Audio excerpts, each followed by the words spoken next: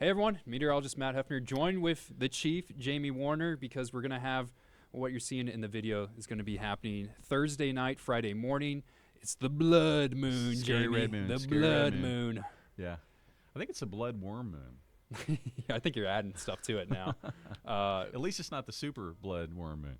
Yeah, this is always fun. So this is one of those events you don't need the special glasses to see. Yeah. This is going to be a lunar eclipse. It's a Yeah. solar eclipse that you need to get those really fancy kind of tinfoil glasses to see through these. This you'll be able to see with the naked eye. You don't need a telescope. You just got to walk out in your backyard. And you've got what? a lot of time to view it. You know, like Yeah. with a solar eclipse, especially when we're talking about totality, that's literally sometimes under a minute to maybe a few minutes. if you got Very to see short period, and you just hope that there's no cloud cover that's going to roll in. Totality with a lunar eclipse, you got a long time to step outside and watch it. Let's talk about the timeline because we got a graphic for it right here. It's going to be one of those events that you're going to have to either wake up really early or just kind of stay up late. But I think it's worth it. You know, it's Yeah. worth getting the kids out of bed to come experience this. Yeah, I mean the beginning of this thing is shortly after midnight, so I mean that's doable. And Yeah.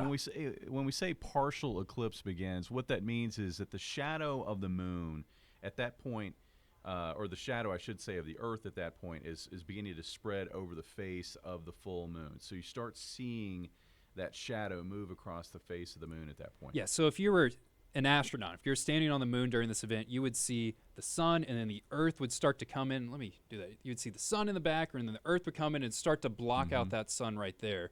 But since we're just on the Earth, we kind of see a red kind of hue that grows onto the moon as some of that light gets reflected into our atmosphere and makes it kind of that eerie color for us. But after midnight, that's when we kind of start that process. The peak is at 2 a.m. So there's if you're wondering what time to set an alarm for, probably 1:45. That's 2 a.m. maximum totality when it is in the heart of the shadow being cast by the Earth. And then you got until right there, a little bit before 4 a.m. So if you're, this is not an event that if you normally get up at 5, 6, or 7, you got to get up earlier for it to see it. But it's a beautiful thing. Once again, you can see it with the naked eye. You don't need a telescope. You got a couple hours to view it as well. And the reason, we talk about it being a blood moon, the reason why it's called a blood moon is because that shadow is generating this reddish or this kind of looks like look at the video blood from color. I mean, you can see that reddish hue. I mean, that's the shadow. What happens is when you look at the color spectrum, you've scattered out all of the higher frequency portion of that spectrum, so the blues and the yellows, and what you're left with is the more rusty colors, the reds and the oranges. And this is what we see with sunrises and sunsets as well. Just looking at that video, it almost looks like Mars, because Mars is that red planet that we have. It's if someone just showed me this on the first glance, I'd be like, oh, that's a picture of Mars. No, that's the moon, and it's going to be pretty big in the sky, and it's an incredible thing to see. I think we will have another one. If you miss this one, if you're like, hey, I don't want to wake up at 2 a.m. to see it, next one I saw is not going to be happening in North America until March of next year. So it's a little bit of a wait, but it's not like this isn't a once-in-a-lifetime event. Those total solar eclipses, we're not getting another one of those until 2050, I think, in the United States. I think it's 2044 if I remember right. It's a while. It's 2044, but it's like you said, it's a while. I mean, we had the big one last year, and now we've got to wait till I believe 2044 for the next one. The question is, cloud cover going to block this? I don't think so. We're into a sunny pattern. We're into a warmer pattern. I think we don't have to worry too much about clouds kind of ruining this. Definitely no overcast conditions. There's two good things about this. So it's like you've got good visibility. So we're going to be able to see this total lunar eclipse. Skies should be mostly clear. The other thing is, and it's March, temperatures look unusually warm. I think for folks that step outside to take this in, it's going to be in the mid to upper 50s.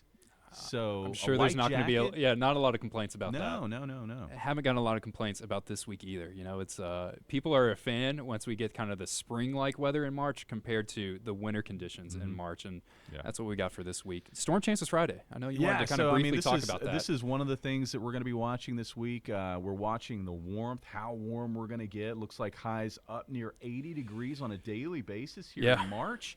And that possibility of chasing record highs. The other big story will be storm chances. Not so much with Wednesday's storm, but Friday's storm, a little bit more concerned that we could see severe weather with that. Friday's the one we have to keep an eye out for. I think Friday's also our last day with this warm weather. We get kind of back to average over the weekend, so I don't think we crash out. I don't think we get back to winter temperatures, but Friday's the day that you enjoy the warmth because you got some chances of some thunderstorms that could be rolling in. But blood moon, Thursday morning, or Thursday Friday night, morning. rather, Friday morning. Early Friday morning. So that's the time to see it. If you get pictures, send it to us. Or time lapse. I'll either show it on air, or I'll either force Jamie to show it on air. One of the two of us will.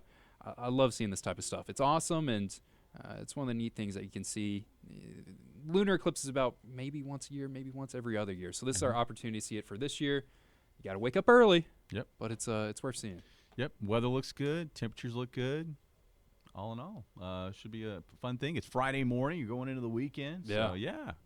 All right. If you get pictures, send it to our website. I don't know. Email it to us. Get it on social media any way you can. We'll have more updates for you on our website, ozarksfirst.com. Thanks, guys.